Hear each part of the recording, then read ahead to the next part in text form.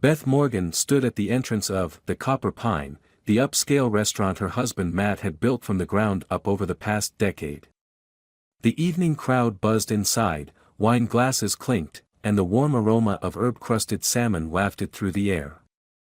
Yet something felt off, had been feeling off for weeks now. She watched as Matt moved through the dining room, his tall frame weaving between tables with practiced ease. He paused near the bar, leaning in close to speak with Hannah, the new waitress he'd hired 3 months ago. There was nothing inappropriate about their interaction, not really. But Beth couldn't shake the familiar ache in her chest, the one that had been growing stronger with each late-night inventory check and missed dinner at home. Mrs. Morgan. The maitre d' approached with a warm smile. We weren't expecting you tonight. Shall I set up your usual table? Beth forced a smile, smoothing down her charcoal gray blazer, the one she'd worn earlier that day in court. No need, James. I'm just dropping by to remind Matt about dinner with the Petersons tomorrow. A dinner she'd reminded him about twice already this week. As she made her way across the restaurant, Beth caught fragments of Hannah's conversation with Matt. The girl's laughter carried across the room, light and musical. She couldn't have been more than 25, with honey blonde hair and the kind of effortless beauty that made Beth's 42 years feel like a weight around her neck. The suppliers are getting more demanding, Matt was saying, his voice low and conspiratorial. But I think I know a way around. He stopped abruptly as Beth approached, straightening up with a too bright smile. Hey, honey. This is a surprise. Hannah's eyes widened slightly before she composed herself, offering a polite nod. Mrs. Morgan, it's nice to see you again. She clutched her order pad against her chest like a shield. Beth, please, she corrected automatically, the same way she had the last 3 times they'd met. Her gaze fell to Matt's hand, still resting on the bar inches from Hannah's. He pulled it back casually, but Beth had already catalogued the gesture, filing it away with dozens of other small moments that had been keeping her awake at night. I was just showing Hannah some tricks of the trade, Matt explained, running a hand through his graying hair. She's got some great ideas for streamlining our service. I'm sure she does. Beth kept her tone neutral, years of courtroom experience serving her well.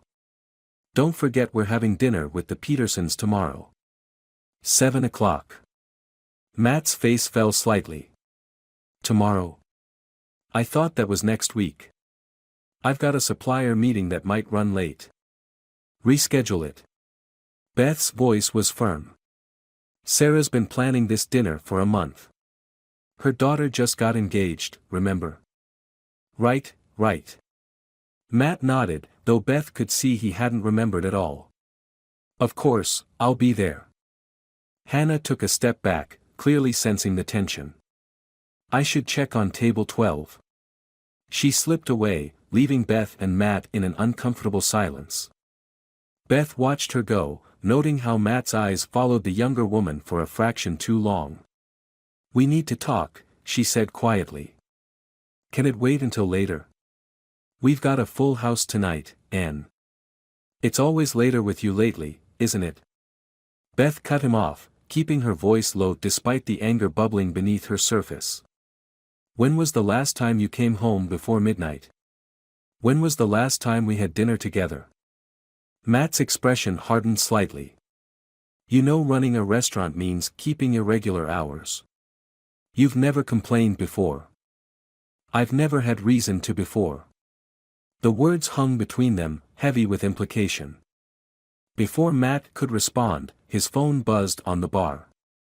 Beth's eyes flicked to the screen automatically, catching a glimpse of a text notification, Hannah, about tonight's planning session. The message preview cut off there, but it was enough. Beth felt something crack inside her chest, not breaking, not yet, but splintering around the edges. She picked up Matt's phone before he could reach it, her legal mind already several steps ahead. Beth, wait, Matt started, but she had already opened the message thread. Her eyes scanned quickly, taking in fragments of conversations about late-night meetings, shared dreams, and possibilities. Nothing explicitly damning, but the undertone was unmistakable. Planning session. Beth's voice was deadly quiet. Is that what we're calling it now? Matt reached for the phone, but Beth held it away. It's not what you think. Hannah's interested in learning about restaurant management. I'm mentoring her. In what? The art of destroying a marriage. Beth's control was slipping, her carefully maintained professional facade cracking under the weight of betrayal. You're overreacting. Matt glanced around nervously, aware of the attention they were starting to draw. We can talk about this at home. Oh, now you want to come home? Beth's laugh was bitter. She set the phone down on the bar with deliberate care. Don't bother. I have a feeling you'll be too busy with your planning session anyway. She turned on her heel, head held high as she walked out of the restaurant. Her heels clicked against the hardwood floors, each step echoing with finality. The warm summer evening hit her face as she stepped outside, but she barely felt it. Her mind was already racing ahead, piecing together patterns she'd been trying to ignore for months. In her car, Beth finally allowed her hands to shake as she gripped the steering wheel. Her phone buzzed with a text from Matt. It's not like that. Let me explain. She started the engine, her reflection in the rearview mirror showing a woman she barely recognized, someone whose life was about to change in ways she couldn't yet imagine. As she pulled away from the copper pine, Beth didn't notice Hannah watching her departure from the restaurant window, or the small, satisfied smile playing at the corners of the younger woman's mouth. What Beth did notice, however, was the determination rising within her, a fierce, protective anger that would soon reshape all their lives in ways none of them could predict. The morning light filtered through the blinds of Beth's office, casting long shadows across the stack of legal briefs on her desk. She hadn't slept much since the confrontation at the Copper Pine 3 nights ago, but exhaustion had given way to a clarity she hadn't felt in months. The text messages on Matt's phone kept replaying in her mind, each word taking on new meaning as she pieced together the puzzle of her unraveling marriage. Her colleague, Lily, leaned against the doorframe, concern etched across her features. You're here early again. Couldn't sleep. Beth's fingers traced the edge of her coffee cup, still full but long since gone cold. I keep thinking about something Hannah wrote in one of those texts, everything we've discussed about the future. What future exactly are they planning? Lily crossed the room, settling into one of the client chairs. Have you talked to her? Not yet. Beth's laugh was hollow. Matt claims she's just ambitious, eager to learn the business. Says I'm creating problems where there aren't any. She paused, considering her next words carefully. But I've been doing some digging. She pulled out a folder she'd compiled over the past few days. Hannah Mitchell. 26 years old. She's worked at 4 different upscale restaurants in the past 3 years, always in close proximity to the owner or manager. Each time, she left suddenly, usually after some kind of internal dispute. You ran a background check on her? Lily raised an eyebrow. I'm a lawyer. It's what I do. Beth spread out the documents. What's interesting is what happens to these restaurants after she leaves. 2 of them changed ownership within months. 1 closed entirely. And the last one. She tapped a news article. The owner's wife filed for divorce. A pattern emerged from the papers, a trail of disrupted businesses and broken relationships. But it wasn't enough. Beth needed to understand why, needed to look into Hannah's eyes and see the truth for herself. The decision crystallized in her mind. I'm going to meet her. Are you sure that's wise? Probably not. Beth stood, gathering her coat. But I'm done being the passive observer in my own life. The coffee shop was busy enough to provide anonymity but quiet enough for conversation. Beth had chosen it carefully, neutral ground far from the copper pine. She arrived early, selecting a table that gave her a clear view of the entrance while keeping her partially hidden behind a decorative plant. Hannah arrived precisely on time, her confident stride faltering slightly when she spotted Beth. She wore a simple white blouse and jeans, looking younger and more vulnerable than she did in her waitress uniform. But there was something calculating in her eyes that Beth recognized from years of facing opponents across courtrooms. "Mrs. Morgan, Beth," Hannah corrected herself, sliding into the seat opposite. "I was surprised to get your message." "Were you?" Beth kept her voice level. "I thought we should talk, woman to woman. About the future." Hannah's expression flickered, surprise, then wariness, then a careful neutrality. "I'm not sure what you mean." "I think you do." Beth placed her phone on the table, screen up, displaying one of the text messages she'd photographed. "You and Matt have been discussing quite a few things lately. Restaurant management. Business plans. Late-night meetings. Mr. Morgan is mentoring me," Hannah replied smoothly. "He sees potential in my ideas for modernizing restaurant operations." "Is that what you told the others too? James Chen at Bistro 73? Michael Thompson at the Sterling Room?" Beth watched Hannah's composure crack slightly. "It's interesting how your mentorships tend to end, Hannah. With businesses in turmoil and marriages in shambles." For a moment, something dark and angry flashed across Hannah's face before being replaced by a practiced innocence. "I don't know what you're implying, but—" "Let me be clear," Beth cut her off. "I'm not here to threaten you or create a scene. I want to understand. What's your endgame? Is it the restaurant? Matt? Or is chaos simply your preferred business model?" Hannah leaned back, studying Beth with new interest. When she spoke again, her voice had lost its artificial sweetness. "You know what I see when I look at the Copper Pine? Wasted potential. Matt's running it like it's still 2010 traditional menu, outdated systems, no social media presence. He's so focused on preserving what worked in the past that he's missing opportunities for the future. And you're just the person to guide him toward that future. I understand the modern restaurant industry.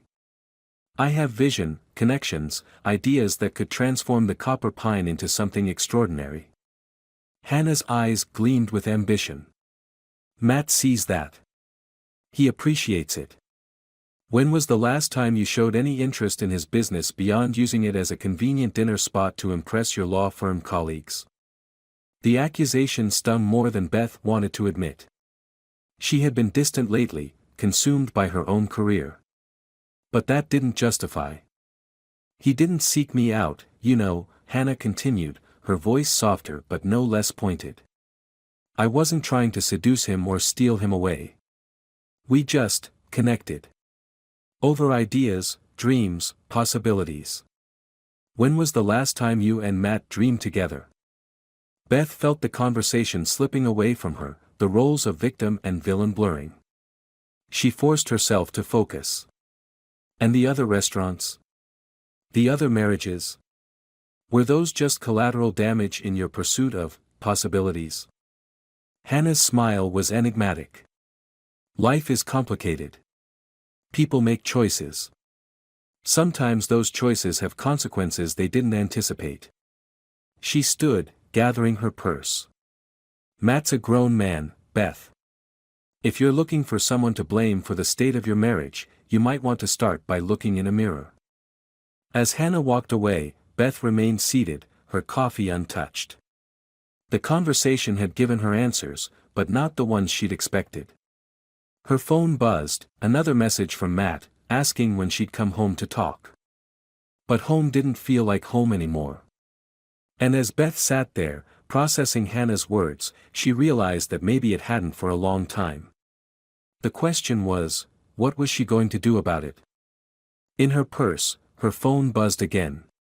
This time it wasn't Matt, but a contact from her investigative team. "Found something interesting about Hannah's background," the message read. "You're going to want to see this." Beth picked up her phone, a new determination settling over her. If Hannah wanted to talk about consequences, she was about to learn what happens when you underestimate a woman who argues for a living. The game was changing, but Beth was just getting started. The evening rain tapped against the windows of Beth's home office, a gentle rhythm that couldn't quite drown out Matt's voice from the doorway. She'd finally agreed to let him come by to talk, though the familiar sight of him standing there, jacket damp from the rain, worry lines creasing his forehead, stirred emotions she wasn't ready to examine. "I've been an idiot," Matt said softly, remaining at the threshold as if uncertain of his right to enter the space they once shared without hesitation. "But it's not what you think. Hannah, she has this way of making everything sound possible. The restaurant industry is changing, Beth. She understands things about modern dining that I never considered." Beth continued organizing the files on her desk, each movement deliberate and controlled. "Is that why you started hiding your phone? Because of her revolutionary ideas about restaurant management?" The silence stretched between them, heavy with unspoken truths. Finally, Matt stepped into the room. "I got caught up in the possibilities." She talked about farm-to-table programs, social media strategies, ways to attract younger crowds. It felt like seeing the copper pine through new eyes. "And the late-night meetings? The secret texts?" Beth looked up, meeting his gaze directly. "Were those about business too?" "At first." Matt's admission hung in the air. "Then, things got complicated. She started sharing personal things, her dreams, her struggles. I found myself wanting to help her, protect her somehow. Before I knew it, I was telling her things I should have been telling you." Beth's hands stilled on the papers. "Like what?" "Like how lost I've been feeling lately. How watching you succeed in your career while I struggled to keep the restaurant relevant made me question everything I thought I knew about myself." He ran a hand through his hair, a gesture so familiar it made Beth's heart ache. "Hannah made me feel needed. Important. And I didn't." The question emerged softer than Beth intended, vulnerability seeping through her carefully constructed walls. "You've always been so capable, so self-sufficient. These past few years, it felt like you were soaring while I was standing still." Matt moved closer, his expression earnest. "I never meant for any of this to happen. Hannah and I never." "Don't." Beth held up a hand. "Don't tell me nothing physical happened, as if that's the only kind of betrayal that matters." She stood, needing to move, to put distance between them. "You shared our private struggles with her. You let her into spaces in your heart that were supposed to be ours. That's not nothing, Matt." The rain intensified outside, matching the storm building in Beth's chest. She walked to the window, watching water streak down the glass. "Did you know she's done this before? Other restaurants, other marriages." "What are you talking about?" Beth turned back to him. "Hannah Mitchell isn't just an ambitious young waitress looking for mentorship. She's systematically targeted successful restaurants, getting close to their owners, creating discord. 2 divorces, 3 ownership changes, and 1 complete closure follow in her wake." Matt's face paled. "That's not, she wouldn't. I have proof." Beth retrieved the folder from her desk. "But that's not even the most interesting part. My investigator found something else, something about her real identity and her connection to a string of failed restaurants across 3 states." She watched the information sink in, saw the moment doubt began to crack Matt's certainty about Hannah. But instead of satisfaction, Beth felt only a deep, resonating sadness. "The thing is, Matt, even if Hannah turned out to be exactly who she claimed to be, we'd still be here. Because this isn't really about her, is it?" Matt sank into a chair, suddenly looking older than his years. "What do you mean?" "She didn't create the distance between us. She just found it and made herself at home there." Beth's voice softened. "When did we stop talking about our dreams? When did we start taking separate paths without even realizing it?" "We can fix this," Matt said, leaning forward. "Now that I understand what Hannah really is." "Can we?" Beth interrupted gently. Or would we just be patching cracks in a foundation that's already compromised? The question hung between them, unanswered. Outside, the rain began to ease, leaving behind a silence that felt both heavy and clarifying. Beth's phone buzzed on her desk, another update from her investigator. She glanced at it briefly, then looked back at Matt. "I think you should go," she said quietly. "I need time to process everything, and you need to decide what kind of person you want to be. Not for me, not for Hannah, but for yourself." Matt stood slowly, looking lost in the space that had once been his home too. "What are you going to do about Hannah?" A small, determined smile crossed Beth's face. "I'm going to do what I do best, follow the evidence and seek justice. Not for revenge, but because sometimes people need to face consequences to understand the weight of their choices." As she watched Matt leave, Beth felt something shift inside her, not healing, not yet, but a kind of clarity. Her phone buzzed again, and this time when she read the message, her breath caught. The pieces were falling into place, revealing a picture far more complex than she'd imagined. Hannah wasn't just a threat to her marriage. She was part of something bigger, something that would require all of Beth's professional skills and personal strength to unravel. The rain had stopped completely now, leaving behind a world washed clean and ready for whatever came next. Beth opened her laptop and began to type, her purpose clear. Sometimes the path to healing meant first walking through the storm, and she was just beginning to understand the true nature of the tempest ahead. The truth, Beth had learned over years of practicing law, rarely emerged in dramatic revelations. Instead, it came in quiet moments, in patterns recognized, in pieces slowly falling into place. As she sat in her office reviewing the latest findings about Hannah Mitchell, or rather, Amanda Hayes, as she was born, the picture forming before her carried the weight of inevitability. The manila folder on her desk told a story that stretched beyond personal betrayal into something far more calculated. Restaurant acquisitions across 3 states. Failed businesses strategically purchased at fraction of their worth.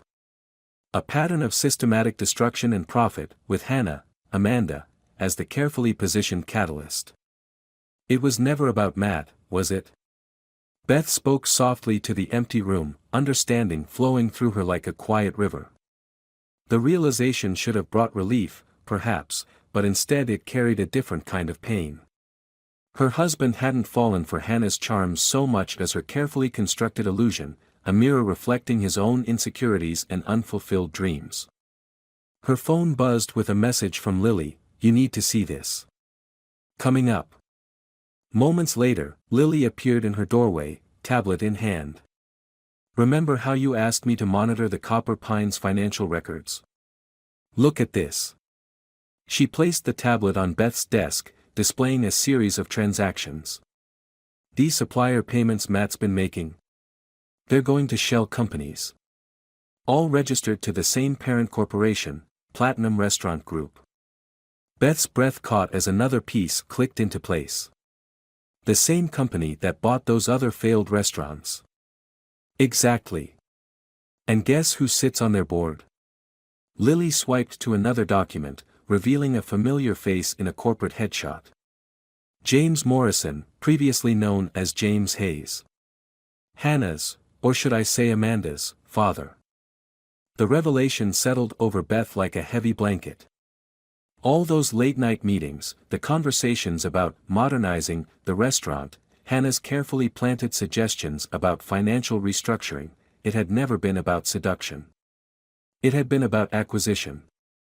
They target successful independent restaurants, Beth said, thinking aloud.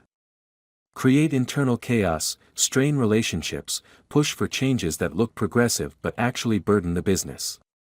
Then when everything starts falling apart, they swoop in with a lifeline, Lily finished. Offer to buy the struggling restaurant for pennies on the dollar. Matt would never see it coming, he'd probably think they were saving him. Beth stood, moving to her office window. The city sprawled below, unchanged yet somehow different through her new understanding. How many others, she asked quietly. How many lives have they dismantled for profit? At least 7 confirmed cases in the past 5 years. But Beth. Lily hesitated. If we're going to stop this, we need proof. Real proof, not just patterns and suspicions. A small smile curved Beth's lips. What we need, she said, turning back to her desk, is someone on the inside. Someone they think they've already beaten. She picked up her phone, scrolling to Matt's number. Their last conversation had left him shaken, questioning everything he thought he knew about Hannah. Now it was time to use that uncertainty. The phone rang twice before he answered. Beth? We need to talk, she said, her voice steady. Not about us, about the copper pine. About Hannah. And about how we're going to protect everything you've built. There was a long pause on the other end. What do you mean? It's bigger than we thought, Matt. Much bigger. But I have a plan. She took a deep breath. It's going to require you to trust me one last time. The silence stretched between them, heavy with history and hurt. Finally, Matt spoke. Tell me what you need me to do. As Beth outlined her strategy, she felt something shift inside her, not forgiveness, not yet, but understanding. This wasn't about saving her marriage anymore. It was about justice, about standing up to those who saw other people's lives as collateral damage in their pursuit of profit. Later that evening, as she prepared for the next phase of her plan, Beth received an unexpected text from Hannah. We should talk. About the future of the copper pine. Beth stared at the message, recognizing it for what it was, not a peace offering, but a chess move. Hannah thought she was still playing her familiar game, orchestrating another calculated destruction. She had no idea she was about to face someone who had already seen through her facade and was ready to rewrite the rules. Opening her laptop, Beth began documenting everything they discovered. Each piece of evidence, each connection, each pattern of behavior, it all formed a tapestry of deception that, when revealed, would unravel Hannah's carefully constructed world. But as she worked, Beth realized something else. This journey had changed her too. The pain of betrayal had forced her to examine her own life, her own choices, her own silent compromises. In trying to save Matt's restaurant, she had rediscovered parts of herself she'd forgotten, her strength, her resilience, her unwavering sense of justice. Tomorrow, she would meet with Hannah, playing her part in this elaborate dance of deception. But tonight, in the quiet of her office, Beth allowed herself to feel the full weight of her transformation. She was no longer just a wronged wife seeking answers. She had become something more powerful, a woman who had found her voice in the midst of chaos, ready to fight not just for justice, but for truth itself. The morning light painted shadows across Beth's kitchen counter as she stood there, hands wrapped around a cooling cup of coffee, watching the dawn creep over her changed world. The folder containing evidence of Hannah's, Amanda's, schemes lay beside her, but it wasn't the documents that held her attention. Instead, she found herself drawn to the subtle reflections in her window, seeing not just her face but the echoes of who she used to be. Are you sure about this? Lily's voice came through the speaker phone, carrying notes of concern. Once we set this in motion. I've never been more sure of anything, Beth replied, her voice steady with newfound clarity. But this isn't about revenge, Lily. It's about something bigger. The plan had come together over sleepless nights and long discussions with her investigative team. Each piece carefully arranged, like a chess game where every move had to serve multiple purposes. But as she prepared for the day ahead, Beth realized that somewhere along this journey, her motivation had shifted from personal vindication to a deeper sense of purpose. Her phone buzzed with a text from Matt. The investors are coming at 2. Hannah thinks she's orchestrating everything. Beth allowed herself a small smile, remembering the previous evening's conversation with her husband. The pain was still there, a dull ache beneath her ribs, but it had transformed into something different, a reminder of growth rather than loss. You know, Matt had said, his voice heavy with realization, I kept telling myself I was pursuing progress, innovation. But really, I was just running from my own insecurities. Hannah saw that weakness and knew exactly how to use it. We all have blind spots, Beth had replied, surprising herself with the gentleness in her voice. The question is what we do once we see them clearly. Now, as she reviewed the final details of their counterplay, Beth reflected on how her own blind spots had contributed to their situation. She had buried herself in her career, assuming the solid foundation of their marriage would always be there. They had both stopped nurturing what they had built together, creating the very cracks that Hannah had so skillfully exploited. The evidence was irrefutable. Hannah and her father's company had orchestrated the downfall of multiple restaurants, using a combination of emotional manipulation and financial pressure to force sales at desperate prices. But as Beth had dug deeper, she discovered something else: stories of other families, other lives disrupted by their schemes. People who had lost not just businesses, but pieces of themselves.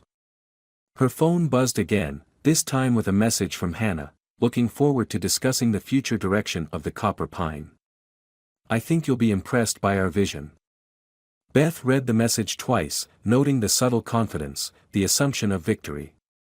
Hannah still believed she was the architect of this story, masterfully manipulating everyone toward her desired ending.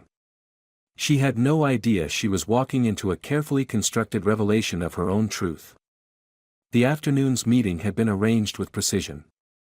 Representatives from Hannah's father's company would be there, ready to present their rescue package for the supposedly struggling restaurant. Matt would play his part, appearing torn between resistance and resignation. And Beth. Beth had prepared something entirely different.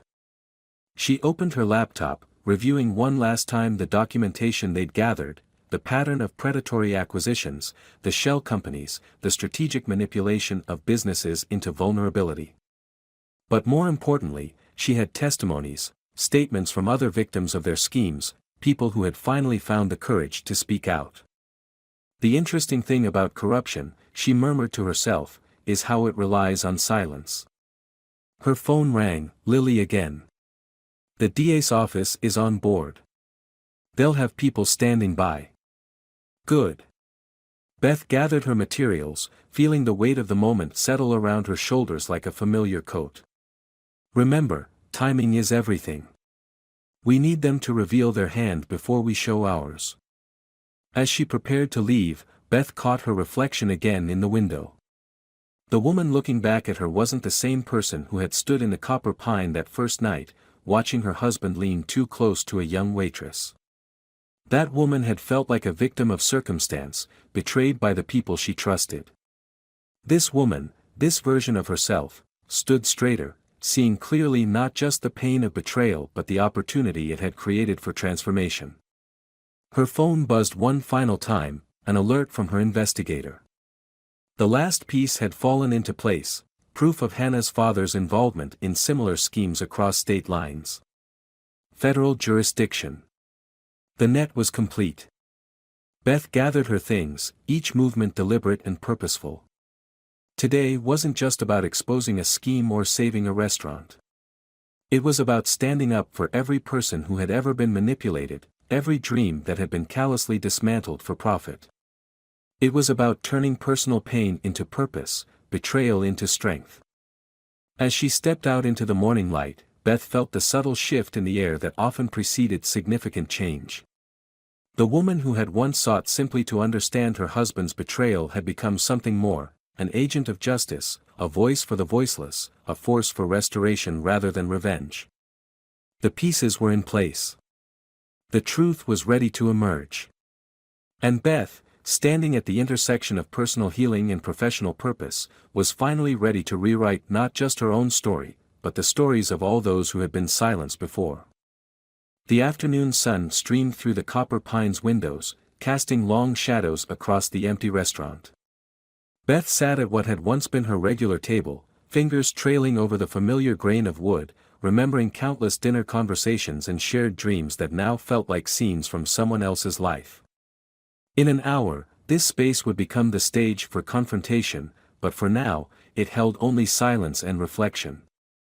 The evidence was arranged before her like a roadmap of destruction, financial records, witness statements, photographs of other restaurants that had fallen to Hannah's scheme. But it was a single photograph that held Beth's attention, a picture of the Copper Pine on opening night, she and Matt standing proud before their shared dream, their faces bright with possibility. "It's strange," Matt's voice came softly from behind her. "Looking at that photo, I can barely recognize myself anymore." Beth turned, studying the man she had built a life with. The past weeks had carved new lines around his eyes, but there was something else there too, a clarity that had been missing for too long. "We lost ourselves somewhere along the way," she replied, her voice gentle with understanding rather than accusation. "Both of us." Matt moved to sit across from her, his presence both familiar and somehow different. "I kept thinking success meant constant growth, endless innovation. I couldn't see that what we had built was already valuable, already enough." The quiet moment was interrupted by Lily's arrival, her heels clicking purposefully across the hardwood floor. "They're early." Hannah and her father just pulled up, along with the Platinum Restaurant Group executives. Beth stood, smoothing her blazer with practiced calm. The familiar pre-trial energy hummed through her veins, but this wasn't just another case. This was about reclaiming not just a restaurant, but the truth itself. "Remember," she said to Matt, "let them present their offer first. Let them think they've won." Hannah swept in moments later, confidence radiating from every carefully calculated movement. Her father, James Morrison, formerly Hayes, followed closely behind, along with two polished executives in expensive suits. Beth watched them arrange themselves around the table, noting how Hannah positioned herself near Matt, playing her role until the very end. "Mrs. Morgan," James Morrison smiled, the expression not quite reaching his eyes. "We weren't expecting you to join us today." "I wouldn't miss it," Beth replied evenly. "After all, we're discussing the future of my husband's restaurant." Hannah's smile flickered slightly. "Actually, we're discussing a fantastic opportunity for everyone involved. The restaurant industry is evolving, and the Copper Pine needs to adapt or die." "Adapt or die," Beth repeated softly. "Is that what you told the owners of La Maison in Seattle? Or the Blue Room in Portland? Or were you too busy orchestrating their financial difficulties to have that conversation?" The temperature in the room seemed to drop. Hannah's father leaned forward, his friendly facade hardening. "I'm not sure what you're implying, but—" "I'm not implying anything," Beth interrupted, opening the folder before her. "I'm stating facts. Facts about a pattern of predatory behavior across 3 states. Facts about shell companies and manufactured crises. Facts about a father-daughter team who've turned destroying families into a business model." She began laying out documents, photographs, statements, each piece of evidence a brick in the wall of truth she had built. "You target successful independent restaurants, insert yourself into their operations, create internal chaos, and then swoop in to save them at pennies on the dollar." Hannah's composure cracked, her carefully maintained mask slipping to reveal something harder beneath. "You can't prove any of that." "Actually, I can." Beth's voice carried the weight of certainty. "And so can the federal agents currently reviewing evidence of wire fraud, conspiracy, and interstate commerce violations. But more importantly," she turned to face the room's newest arrivals, "so can your previous victims." The restaurant's doors opened again, revealing a line of familiar faces, former restaurant owners, their stories of loss and manipulation now transformed into testimony. Each person carried their own folder of evidence, their own piece of the larger truth. Hannah stood abruptly, her chair scraping against the floor. "This is ridiculous. Dad, we should—" "Sit down, Amanda," her father snapped, using her real name for the first time.